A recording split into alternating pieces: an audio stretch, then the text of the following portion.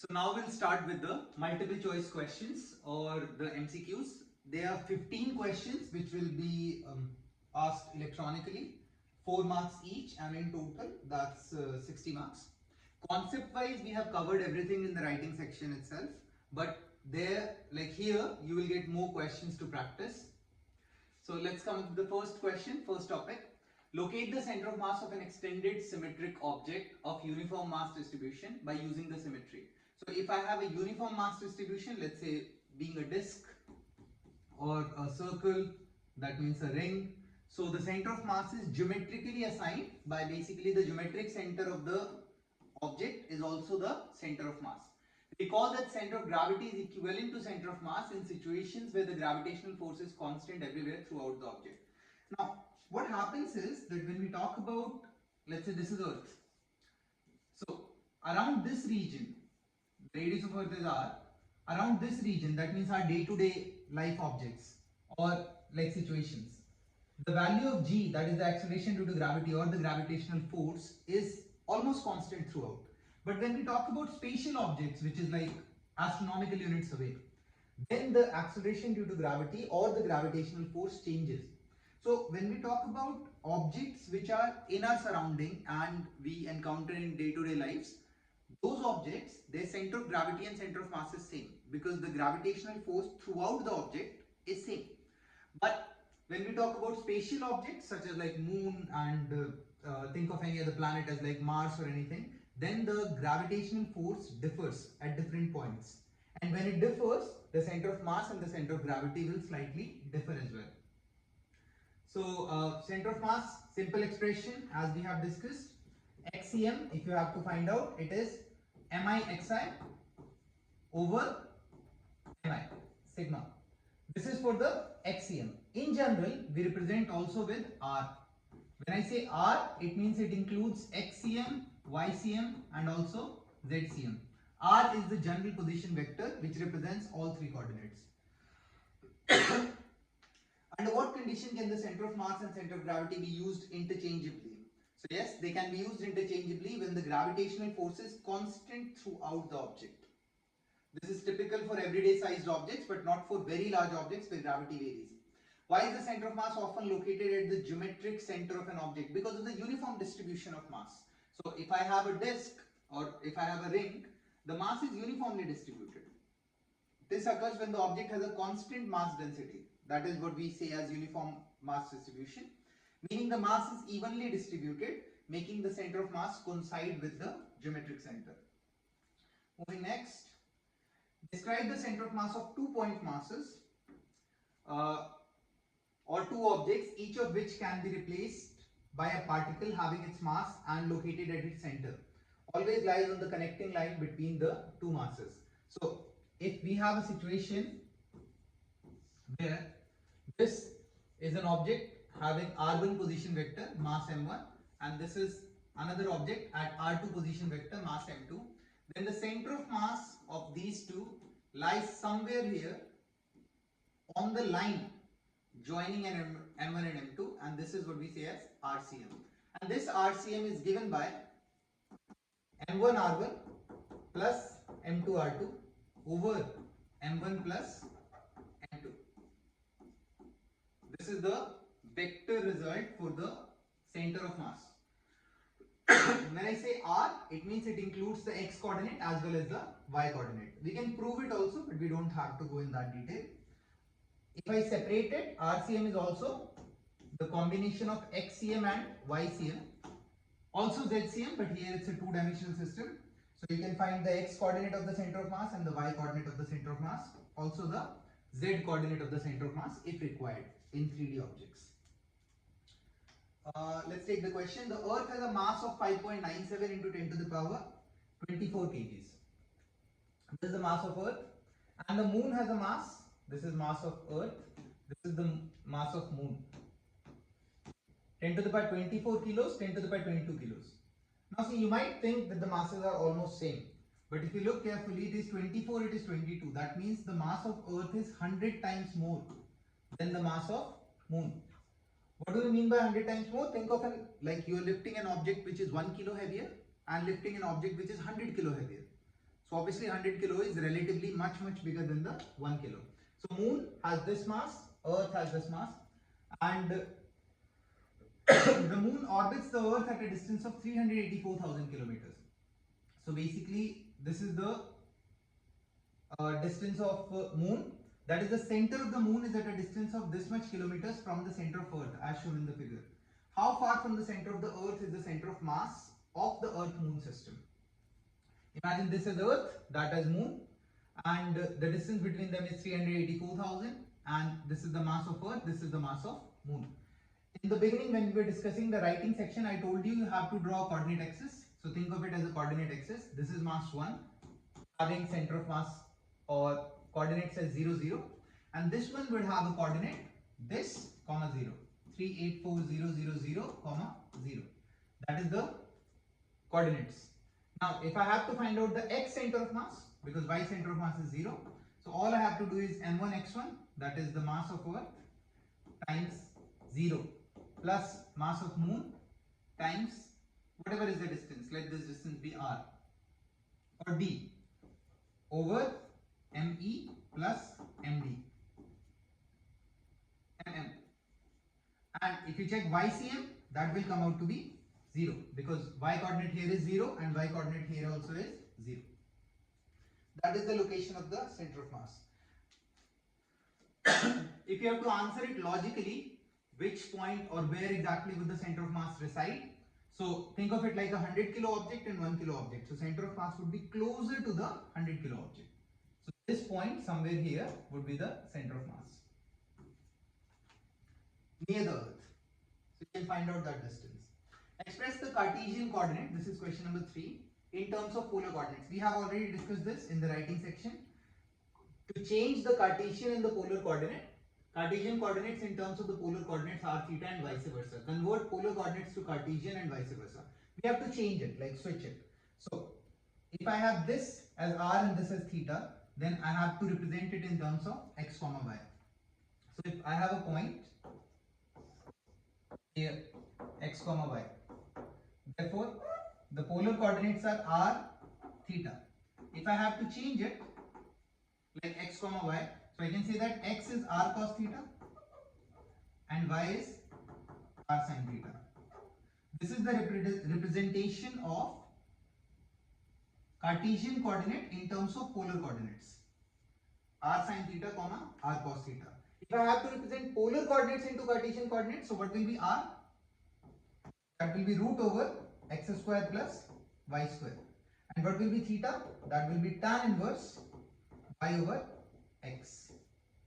Y, this is y and this is x. So tan inverse y over x.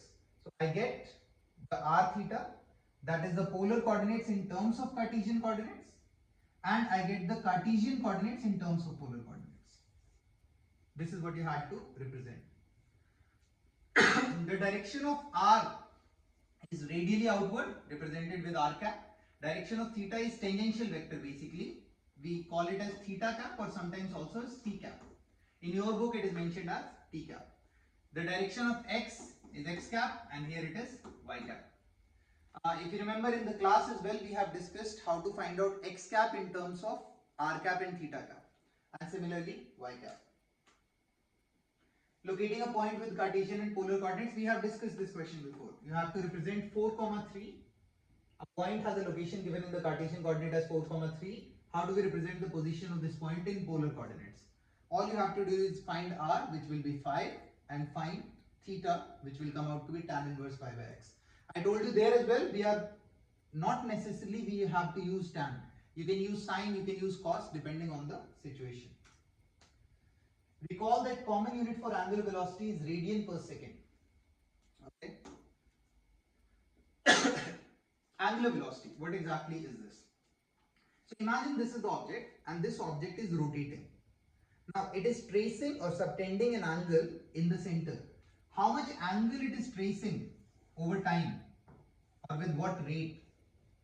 That is what we call as angular velocity. This is called delta theta, that is angular displacement. It is moving here. So delta theta over delta t, that is representation of omega or angular velocity. But it is a vector quantity. Like, so if I have to represent it vectorially, I will have to represent it the angular displacement also as vectorially. But angular displacement is changing its direction. So how do I represent it? We use right hand thumb rule. What is the right hand thumb rule? So it says all you have to do is that if the rotation is happening anti-clockwise, like in this form, from the center, take your right hand, put your fingers of the right hand along the radius and curl your fingers towards the rotation. So here it is happening anti-clockwise. So I have to curl my fingers this way. And if I am curling my fingers this way, right hand curling of the fingers along the direction of rotation, the thumb will point the direction of delta theta and it will also point the direction of omega, the angular speed. Here it's a very important point that your curlings are this way. Imagine if I keep my hands like this along the radius. If the rotation is this way, can I curl my fingers like this? No, I will have to switch and therefore I would curl it along this way. If it is clockwise, I'll place my fingers like this. Can I curl this way? No, I'll have to put my fingers like this and curl around. So if curling is happening there, this is going into. So into the board and out of the board. So the direction of omega is given by the thumb. That is the direction of angular velocity is upward and this is the direction of rotation. Right hand, do not forget, right hand is very important. Relate the magnitude of linear and angular velocities for circular motion as v is equals to r omega and explain that this relation does not hold for tangential and angular velocity vectors which point in different directions. Okay. This, I think we did discuss this during the writing section as well. When I say v is equals to r omega, what I mean is that numerical value of the velocity. So if something is rotating around, then the velocity of this point, that is the linear velocity of this point, is given by r times the angular velocity. Whatever is the angular velocity. So r times of omega. But the direction of omega is here, the direction of r is here, the direction of velocity is here. They cannot balance out together. So vectorially writing this is wrong. Because r itself is vector, omega itself is vector and v as well is vector. So generally, v is represented as omega cross r. This is the correct result. But again, you don't have to go in that detail. We'll come back to this question. A bicycle's wheels have a radius of 33 centimeters. First, change it to meters, 0.33 meters. This is a bicycle wheel. The bicycle is traveling at a speed of 6.5 meter per second. That means this wheel is moving at the speed of 6.5 meter per second. This is the velocity or the linear speed. What is the angular speed of the front tire? What is the angular speed of the front tire? We need to find out the angular speed of the tire. Now, I have the radius and I have the velocity, the speed. So if I find out v is equals to r times of omega, I will get r is 0.33, v is 6.5 times omega. So I can get omega as 6.5 over 0.33. Whatever this value comes, it will come out around like 17, 18. So is there an option? 17, 18, approximately this, 19.7 radian per second. V is there, R is there, rearranging the formula, solve 19.7 radian per second. Exactly that, 19.7 radians per second. All you have to do is just put the values in the equation. 9.62. Consider a 53 centimeter long lawnmower blade rotating about its center at 3400 rpm. We have discussed this before, how to change rpm. So 3400 times 2 pi over 60. 3400 rotations every minute. This is omega. 53 centimeters. So this is the radius. 53 centimeter long lawnmower blade rotating about its center at 3400 rpm. So this is the radius. Calculate the linear speed. I have omega, I have r. I can simply go as v is equals to r times of omega. I'll get the linear speed. If safety regulations require that the blade be stoppable within 3 seconds, so I have the time, and the final omega is 0. What minimum angular acceleration will accomplish this? Assume that the angular acceleration is constant. So I have a relation omega final is equals to omega initial plus alpha t. Omega final is 0, omega initial you have calculated, plus alpha you have to find out. Time they have given you as 3 seconds. You can find out what is the angular acceleration. It would come in radian per second square. There are three major equations. Equations of motion, we have discussed this before as well. Omega final is equals to omega initial plus alpha t. Theta is equals to omega initial t plus half alpha t square.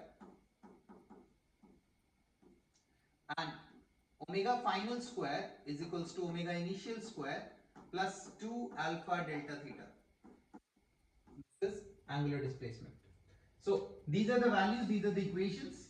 You can simply use it whenever the angular acceleration is given to you as constant. Sketch the path taken in circular motion and explain the velocity and acceleration vectors during the motion. Okay. Circular motion majorly is categorized in two parts. One is called uniform circular motion, UCM, and another is called non-uniform circular motion, NUCM.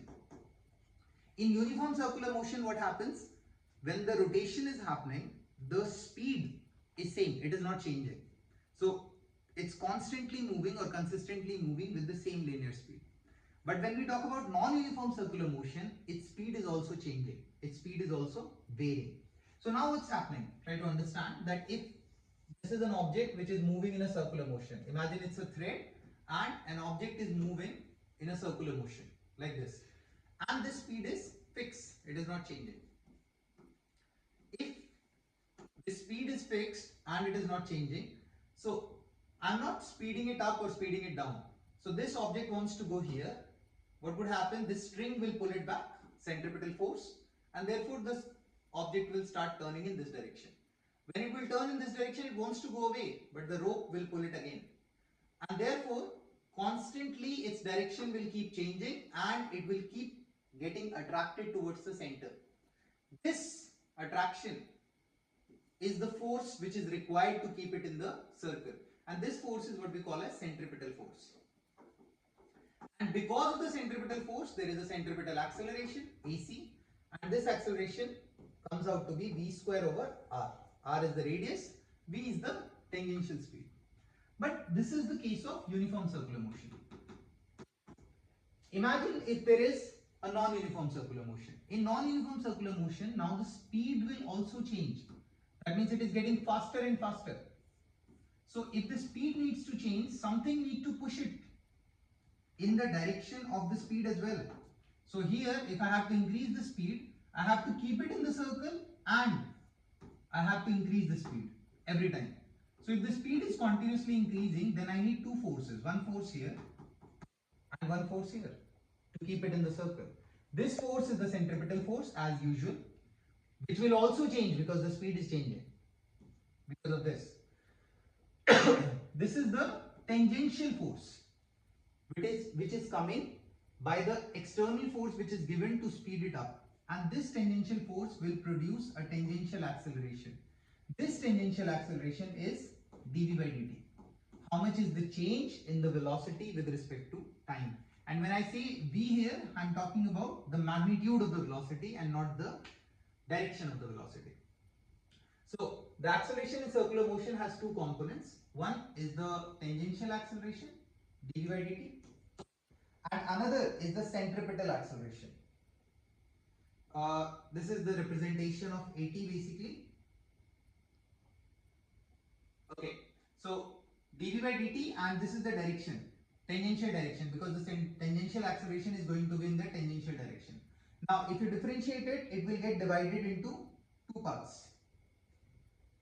D by, if it is changing continuously, there is product rule of differentiation. It comes out to be as dv by dt t cap plus v dt cap by dt. This will turn out to be as the direction.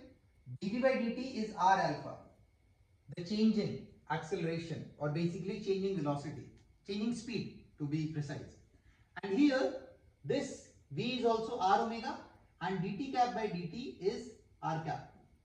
If I place it, acceleration comes out to be AT tangential minus AC r cap.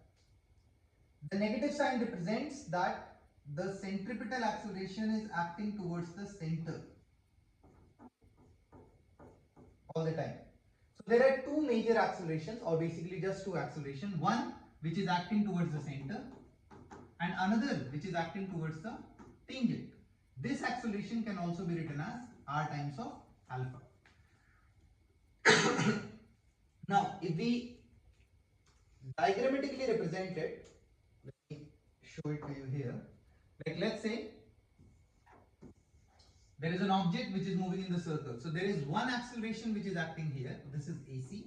And there is another acceleration which is acting here, AT. If I have to find out the net acceleration, it will come out at a certain angle. This is A net. And this A net is given by root AC square plus AT square, where AC is B square by R minus R cap, because it's acting towards radially inward, and AT, either I can place it as dV by dt, T cap, this is tangential direction, or I can also write it as R alpha, because this change is happening because of the alpha angular acceleration. T cap, this is tangential acceleration. And the net acceleration, because they are at 90 degrees, is the resultant root AC square plus AT square. Here B can also be written as R omega. So this expression can also be written as R square omega square over R, or omega square R. This is also centripetal acceleration in terms of omega, or angular speed. Tangential acceleration, okay, it's just the definition. Again, AT is this, AC is this, I have explained this. This is A total or A net. If you have to find out the direction, again, you can go as tan theta, A inverse, tan inverse A by x. Let's see the question. A particle is moving clockwise. A particle is moving in the clockwise direction. Like here, in a circle of radius 1 meter. This is 1. At a certain instant, the magnitude of its acceleration is 25 meter per second square. So when they say magnitude of the acceleration, they are talking about A net. This is 25 meter per second square. And the acceleration vector has an angle of theta is equals to 50 degree. I think we did this question in the writing section. Anyway, with the position vector as shown in the figure, at this instant find the speed v. What is the speed at this point? That we need to find out of this particle. Now, this is A net. There is a centripetal acceleration in this direction, and this direction there is a tangential acceleration. If I use vector resolution, this is A, this is AC, and this is AT. This is theta. So AC will come out to be A cos theta, which is 25 cos 50 is equals to AC. And AC is also equal to V square by R. So if I know the radius, I know all these values, I can find what is V. And that will give me the speed at this point. Remember, when the speed will keep changing, acceleration centripetal will also have to change, because it depends on the speed and it depends upon the radius. You can solve it, you'll get the result. This is question number 7.